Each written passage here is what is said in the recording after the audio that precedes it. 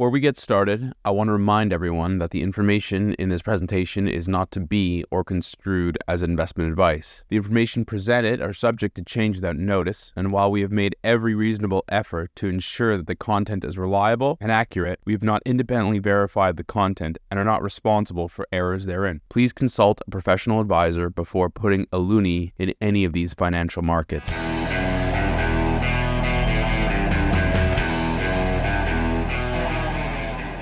Hi everyone, my name is Richard Diaz and welcome back to the IceCap Canadian Market Wrap. In this week's episode, we're going to discuss the presumptive next leader of the Liberal Party and Prime Minister of Canada and what it might mean for Canadians and the dollar. As the March 9 deadline approaches, it looks increasingly likely that Mark Carney is going to win the leadership race. This should surprise absolutely nobody. As a growing number of cabinet members and Liberal Party grandees fall in line, it's looking more and more like this was the plan all along, and that the robust, nationwide, and competitive process that we were promised was a canard. In truth, this has been more like a coronation. My first question when it became evident that Mark Carney was to be anointed as Canada's next PM was, how is this possible if he's not an MP? Well, as it turns out, this has happened before. In 1984, after defeating Jean Chrétien for leadership of the governing Liberal Party, John Turner automatically became Canada's 17th Prime Minister.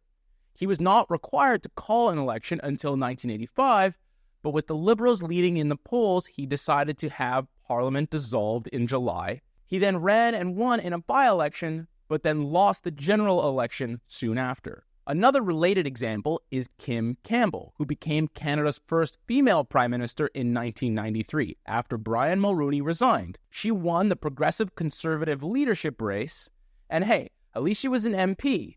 Unfortunately, her tenure was short-lived, as she lost her own seat in the subsequent general election. This mini-history lesson is important because of two things. One, the Liberals are way down on the polls, and two, unless they face a non-confidence vote and lose, Canada's next election will happen no earlier than late October. And so with the ongoing support of the NDP, Carney's reign might last for months. So why do we care? Well, as investors, it's not really our job to comment on whether specific policy is good or bad, although of course we have our views. What we're most interested in is what direction policy is going to take and why, and to adjust our portfolios accordingly. This explains our interest in Mark Carney, again, assuming he beats out Chrystia Freeland in the leadership race. In any event, to understand Canada's next PM, one must understand their origin story. And this takes us back to the Bretton Woods Agreement of 1994 and the establishment of institutions like the IMF and the World Bank, and setup of the global financial system we know and love, but with fixed exchange rates. Even though the original system collapsed in the 1970s, its principles, such as global economic cooperation, central bank coordination, and financial stability, continue to shape modern finance. Carney has worked in the institutions that uphold the Bretton Woods legacy. His CV is nothing if not sterling. From Harvard to Oxford to Goldman Sachs, the governor of the Bank of Canada to the governor of the Bank of England, he embodies elite international technocratic leadership that arose from the Bretton Woods system, focusing on globalization and multilateralism. To suggest he's an outsider is a profound lie. But we're interested in his views on monetary and fiscal policy, specifically his interventionist streak, or to put it plainly, the view that he can control the business cycle. This brings us to our view that Mark Carney played a major role in Canada's housing bubble. Some might consider this a bit unfair because after the 2008-2009 financial crisis, it is true that other central bankers never got off the zero bound at all. But Canada's recession was shallower and the recovery was stronger than other countries.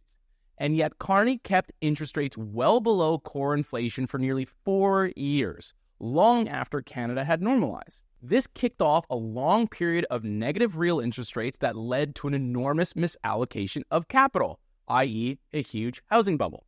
And it also siphoned capital away from non-residential capex, contributing to Canada's productivity emergency. He went on to do the same thing as the governor of the Bank of England, all the while repeating statements such as, and I quote, "The underlying dynamic reflects a chronic shortage of housing supply, which the bank can't tackle directly, end quote. But the Bank of England's own research suggests Carney should have known better. Several notable papers showed, and I quote, that the relative scarcity of housing has played almost no role at the national level since 2000.